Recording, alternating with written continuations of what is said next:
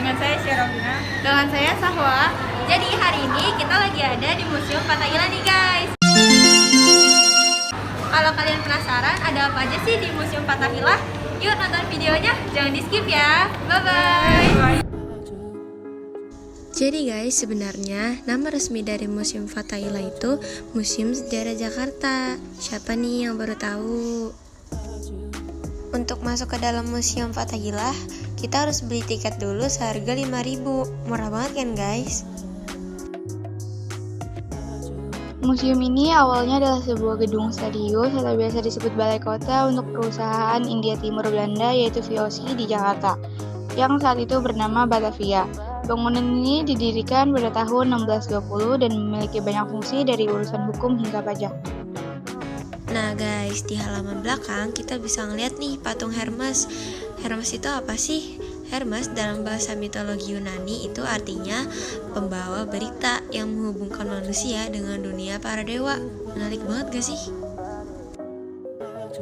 Lukisan Van der Para. Lukisan yang menggambarkan sosok Petrus Albertus Van der Para, salah seorang gubernur jenderal di Batavia, dilukis sekitar tahun 1765 sampai 1775.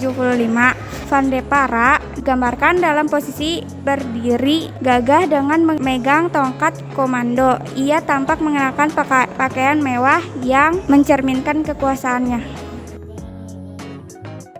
Nah, di sebelah sini ada lemari buku CPNKAS. Lemari ini sendiri dibuat pada tahun 1747 dan memakan waktu selama setahun dalam proses pengerjaannya. Selesai pada tahun 1748.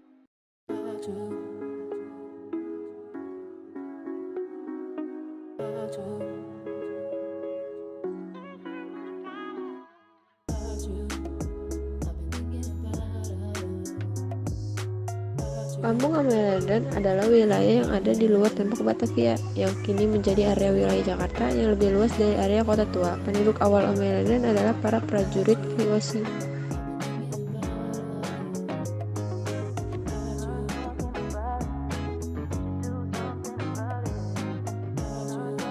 Di sini ada lumpang.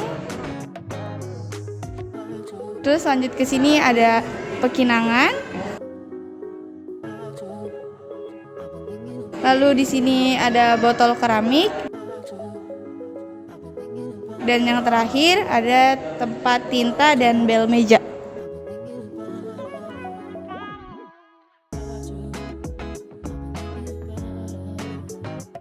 Selanjutnya di sini ada alat cetak kue satu. Nah, kalau kalian tahu kue satu itu dulunya adalah makanan kue khas masyarakat Betawi yang rasanya tuh manis dan teksturnya itu gurih, yang membuat kue ini tuh cukup populer di berbagai daerah.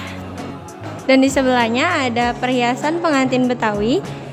Ya, ini yang dipakai-pakai oleh pengantin perempuan dari Betawi, dikenal dengan nama dandanan care none pengantin Cine.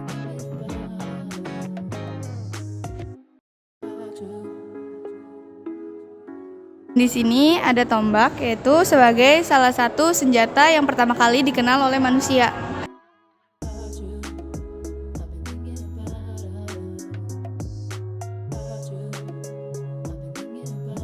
Di sini ada senjata api, dan senjata api ini dibuat dari bubuk mesiu di Cina pada abad ke-9. Dan senjata api ini digunakan untuk melawan tentara Mongol yang menyerang utara di Cina.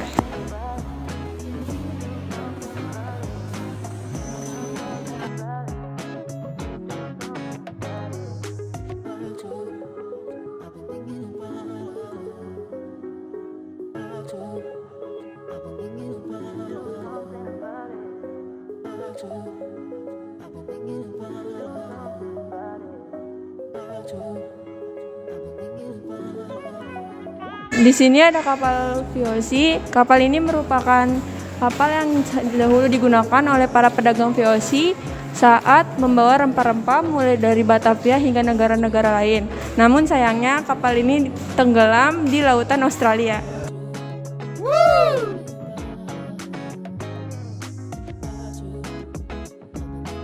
Di sini ada meriam Cirebon abad 18. Pada abad 17, meriam semacam ini banyak diimpor dari Belanda, tetapi semenjak penggunaan senjata beralih ke produk lokal, maka muncul meriam dengan dekorasi khas Indonesia. Tipe disebut dengan istilah lantaka.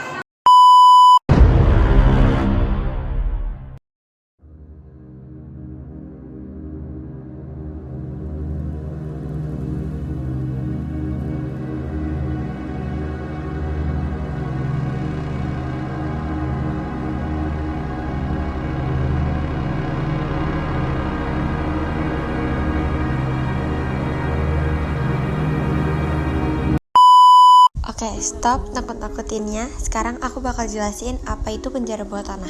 Jadi, fungsi penjara bawah tanah ini adalah untuk menampung para tahanan atau bahkan tokoh masyarakat yang kiranya mereka melawan terhadap bangsa Belanda pada saat itu.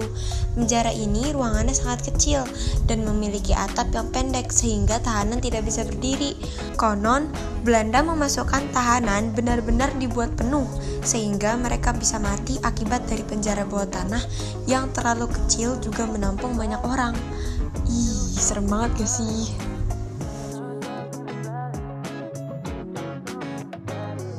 Penjara wanita sama halnya dengan penjara laki-laki, yaitu sempit dan atapnya pun pendek. Sayangnya kita tidak masuk ke dalam penjara wanita karena penjara tersebut tidak dibuka untuk umum. Dilihat dari fotonya aja merinding gak sih guys? Lukisan ini dibuat pada tahun 1975 oleh hari jadi atas perintah Gubernur Jakarta yaitu Ali Sadikin. Lukisan ini menggambarkan masyarakat di zaman Belanda.